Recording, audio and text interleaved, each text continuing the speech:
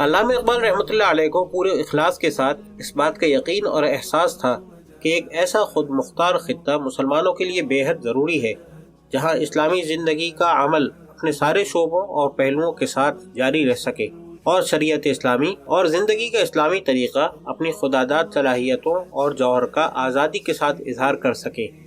اور چونکہ ہندوستان ہی، جیسا کہ انہوں نے 1930 میں مسلم لیگ کے اجلاس کے خطبہ صدارت میں کہا تھا، ایک ایسا ملک ہے جہاں سب سے بڑا اسلامی مجموعہ آباد ہے،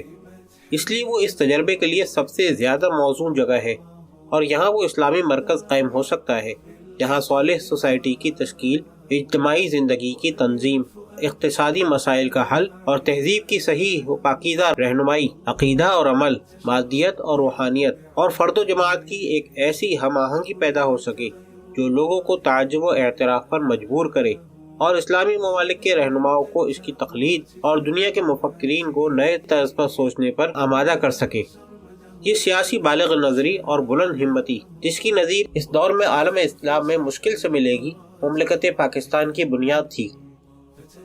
سن 47 میں یہ خواب پورا ہوا اور پاکستان وجود میں آیا۔ پاکستان کے اولین معماروں نے بھی اس فکری بنیاد کو تسلیم کیا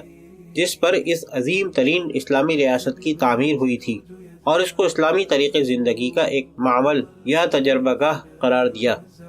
مسٹر محمد علی جناح نے اپنی ایک تقریر میں، جو انہوں نے 11 اکتوبر سن 47 کو پاکستان کے بری، بحری اور فضائی افواج کے افسران اور سول حکام کے سامنے کی تھی، کہا،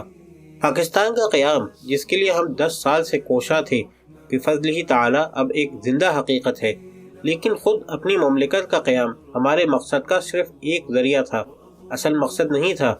منشا یہ تھا کہ ایسی مملکت قائم ہو جس میں ہم آزاد انسانوں کی طرح رہیں، جس کو ہم اپنے مزاج اور ثقافت کے مطابق ترقی دیں، اور جس میں اسلامی عدل اجتماعی کے اصول آزادی کے ساتھ برتے جائیں۔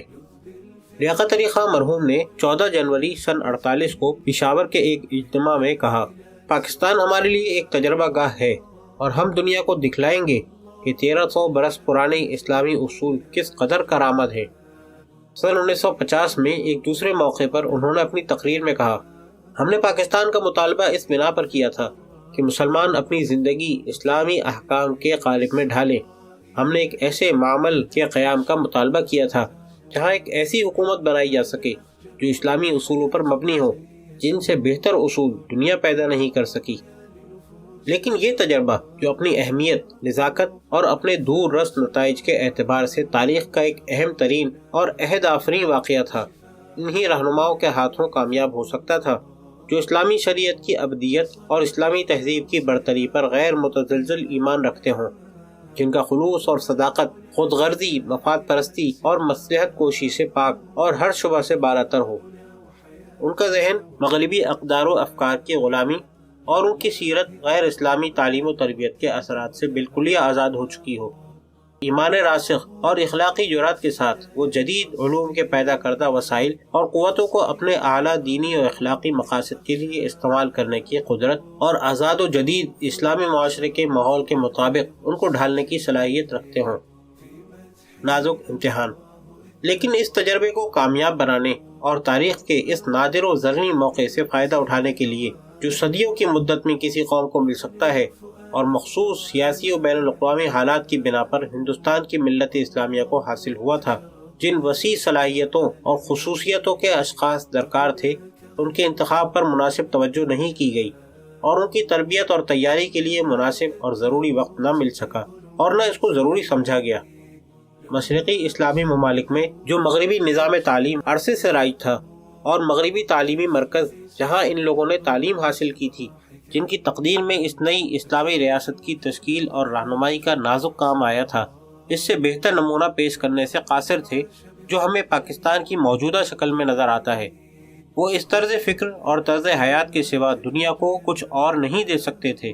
اور جس طرح درخت کو اس کے قدرتی پھل پر ملامت نہیں کی جا سکتی، اس نظام تعلیم اس کے مغربی رہنماؤں اور اس ذہنی ماحول سے شکایت بے جا ہے کہ اس نے اس نوزائیدہ اسلامی ریاست کے لیے ایسے رہنما اور سربراہ مہیا نہیں کیے جن کو دین کی ابدیت و کاملیت اور اس کی لافانی صلاحیت پر غیر متزلزل یقین ہو، اور اس کی توسیع و تبلیغ کے لیے ان کے اندر قرون اولیٰ کا سا جوش پایا جاتا ہو،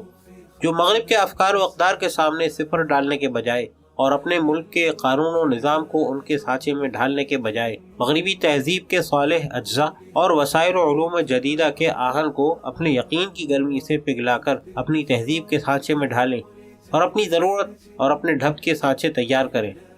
افسوس ہے کہ ایجابی اور مثبت طور پر قیام پاکستان کی معتدبہ مدت میں بھی نظام تعلیم کو، جو کسی ملک کو کسی خاص رخ پر لے چلنے کے لیے ریڑھ کی ہڈی کی حیثیت رکھتا ہے، اسلامی روح اور اسلامی مقاصد کے لیے از سر نو ترتیب دینے، پاکستانی معاشرے کو اسلامی سانچے میں ڈھالنے، آئین کو اسلامی بنانے، ذہنی انتشار اور اخلاقی فساد کے معلوم و معروف ناکوں اور سرچشموں کو بند کرنے کے لیے کوئی جرأت مندانہ قدم نہیں اٹھایا گیا، اور کسی طرح اس کا ثبوت دینے کی مخلصانہ و سنجیدہ کوشش نہیں کی گئی کہ پاکستان ایک نیا اسلامی معمل اور تجربہ گاہ ہے، جہاں اسلامی طریقے زندگی کی افادیت، اسلامی اصول و قوانین کی صلاحیت اور اسلامی تہذیب کی فوقیت کا عملی ثبوت فراہم کیا جائے گا اور دوسرے ابھرتے ہوئے ممالک کے لیے عملی مثال پیش کی جائے گی۔ اس کے برخلاف آئلی قانون مسلم فیملی لاز سن 1961 نے یہ ثابت کر دیا کہ پاکستان کے آئین ساز اور سربراہ مغربی افکار و اقدار سے نہ صرف پوری طرح متاثر ہیں بلکہ ان کو آئین سازی کے لیے فیصلہ کن بنیاد سمجھتے ہیں، اور شریعت کی کاملیت اور ابدیت پر ان کو یقین نہیں۔